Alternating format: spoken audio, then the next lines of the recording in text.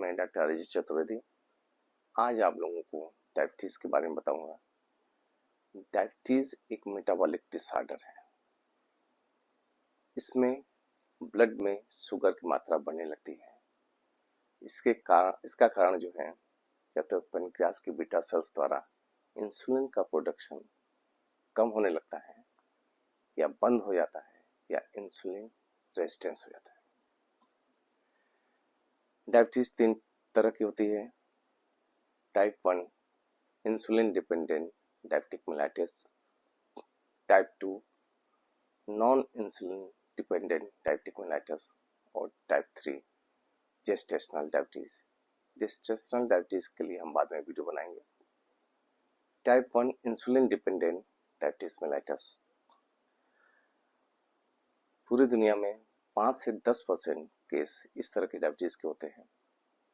इसमें auto immunity या auto immune disease के कारण पेनक्रियास की बीटा सेल्स का डिस्ट्रक्शन होने लगता है। इससे इंसुलिन का प्रोडक्शन एकदम बंद हो जाता है। उसके ट्रीटमेंट में सीधे इंसुलिन का इंजेक्शन ही दिया जाता है। Type 2 non insulin dependent diabetic mellitus है। इसमें पेनक्रियास या तो इंसुलिन का प्रोडक्शन कम कर देता है, या इंसुलिन रेजिस्टेंस हो जाता है। यह दुनिया में सबसे ज़्यादा मिलती है। 90 से 95% लोग इस डायबिटीज से पीड़ित हैं। यह यंग एडल्ट्स में मिलती है।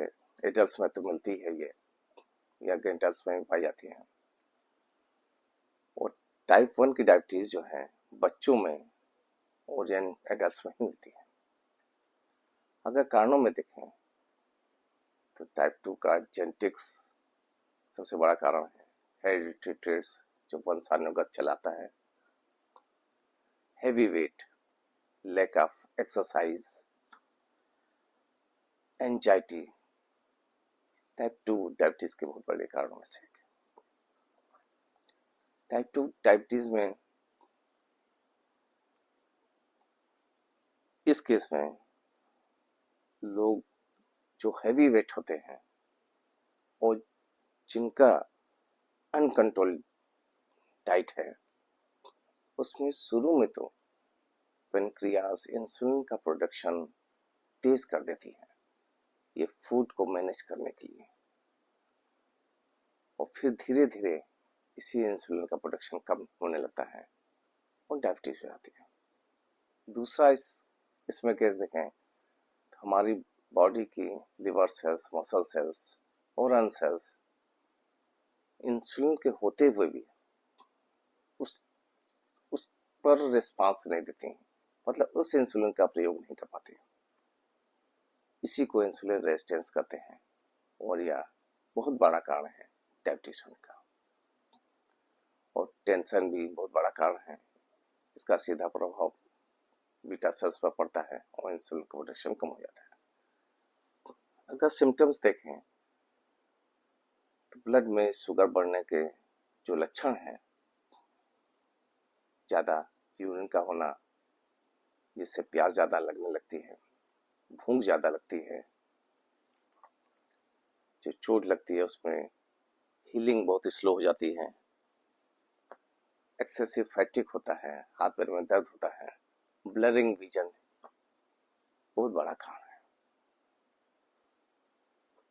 डायबिटीज के ये सब लक्षण हैं। अगर डायग्नोसिस देखें तो हम ब्लड शुगर से इसको डायग्नोस कर सकते हैं। ब्लड शुगर में फास्टिंग ब्लड शुगर, इसका लेवल 100 mg/dl होना चाहिए। अगर रैंडम ब्लड शुगर देखें तो 140 mg/dl से कम हो तो स्वस्थ हैं। अगर पोस्ट पैरेंटल देखें पीपी तो 160 तक होना ठीक है। हम डायग्नोसिस के लिए HbA1c का भी टेस्ट कराते हैं, जो पिछले 3 से 4 महीने के क्या शुगर लेवल है हमारे शरीर में, इसको देखते हैं। ये 5.7 से नीचे है तो ठीक है, 5.7 से 6.4 तक है तो प्री डायबिटिक के केस में आता है। अगर 6.5 से ऊपर है तो निश्चित रूप से डायबिटिक है। अगर हम मैनेजमेंट और ट्रीटमेंट को देखें तो हम एक अच्छी डाइट, हेल्दी डाइट और अच्छी एक्सरसाइज से हम बहुत हद तक डायबिटीज को मैनेज कर सकते हैं। अगर डायबिटिक पेशेंट सही तरीके से डाइट का पालन नहीं करेंगे, एक्सरसाइज नहीं करेंगे और ट्रीटमेंट को भी ओवरलुक करते हैं तो उसके गंभीर परिणाम भी होते हैं। मेडिकल साइंस में कहा गया है इसके 3 कॉम्प्लिकेशंस में रेटिनोपैथी, न्यूरोपैथी और नेफ्रोपैथी। रेटिनोपैथी में आंख की रेटिना पर सीधा प्रभाव पड़ता है शुगर का, वो आंख की रोशनी धीरे धीरे कम होने लगती है। न्यूरोपैथी में ब्लड शुगर का सीधा प्रभाव नर्व्स पर पड़ता है, जिससे हाथ पैर में झंझनाहट होना, पैर के तलुआ में चुभन होना, ये सब लक्षण मिलने लगते हैं। और थर्ड जो कॉम्प्लिकेशन नेफ्रोपैथी है वो सबसे खतरनाक है। किडनी धीरे धीरे फेल करने लगती है। एक्सेसिव शुगर होने से उसका फिल्ट्रेशन न करने के कारण, न कर पाने के कारण किडनी पर पूरा प्रभाव पड़ता है। ये सबसे खराब कॉम्प्लिकेशन है। और आप अच्छी डाइट लें, लाइफस्टाइल सही रखें, बहुत जरूरी है। आप स्वस्थ रहें, प्रसन्न रहें। Good day.